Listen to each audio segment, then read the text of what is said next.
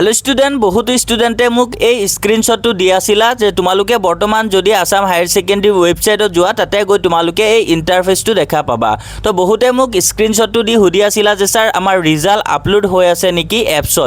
এপছত যোৱাৰ লগে লগে এনকা দেখাই আছিলে AHSEC website under maintenance will be back soon তো ছাত্ৰ-ছাত্ৰীসকল ৱেবসাইটত বা এপছত তোমালোকৰ যেতিয়া কিবা আপলোড কৰা হয় কিবা ডাটা ভৰোৱা হয় তেনে ক্ষেত্ৰত কিনো এনকা ইন্টাৰফেস দেখা পোৱা যায় তো বহুতে মুক খুদি আছিলা যে ৰিজাল্ট আপলোড কৰি আছে নেকি কাইলৈ ৰিজাল্ট দিব নেকি যাৰ কাৰণে এনেকা ইন্টাৰফেস আহিছে তো ছাত্ৰ-ছাত্ৰীসকল তেনেকা নহবও পাৰে কিয়নো ছাত্ৰ-ছাত্ৰীসকল